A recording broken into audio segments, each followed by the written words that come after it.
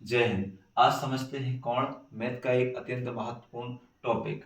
तो देखिए, दो करणों के बीच के झुकाव को कोण कहते हैं।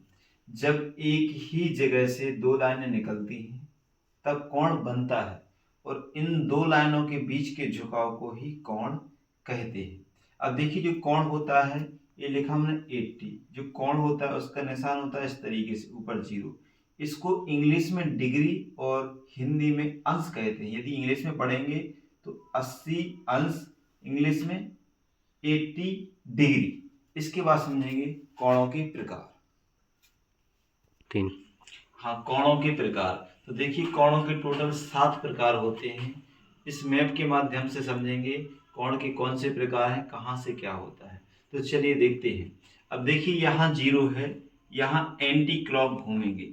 एंटी क्लॉक का मतलब होता है घड़ी की सुई की विपरीत दिशा में। घड़ी ऐसे घूमती है ना सुई, लेकिन ऐसे चलेंगे। और जो पूरा घूमना कहलाता है, यहाँ से आप पूरा चल के यहाँ आओगे तो 360 हो जाएगा। तो यहाँ 0 से स्टार्ट करते हैं। अब देखिए, 360 को हमने 4 बराबर भागों में बांट दिया, 90 90 90, 90 90 में। अब चलिए यहाँ से स्टार्ट करते हैं। देखिए, 0 कोण मतलब स्टार्टिंग पॉइंट, दोनों लाइनें एक ही जगह पर हो तब होता है 0।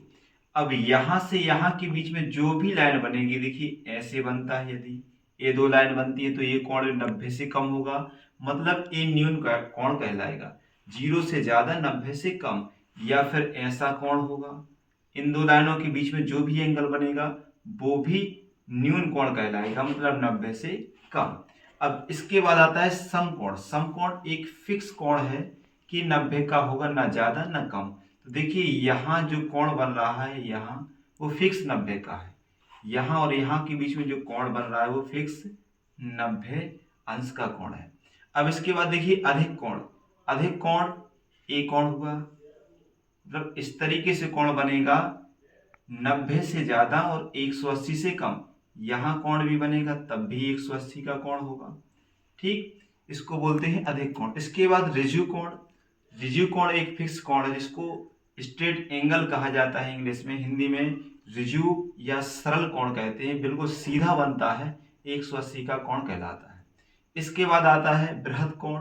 बृहद कोण मतलब कि 180 से ज्यादा, 360 से कम। यदि कोई ऐसा कोण बनता है, ऐसा एंगल बनता है, ठीक यहाँ पर, तो उसको बोलेंगे बृहद कोण।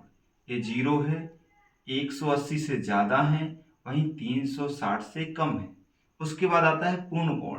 पूर्ण कोण एक पूरा कोण है, मतलब यहां से आपने चलना स्टार्ट किया, पूरा घूमने के बाद फिर यहीं आ गए, मतलब पूरा घूम चुके, इसी को पूर्ण कोण कहेंगे। और पूर्ण कोण 360 डिग्री का होता है।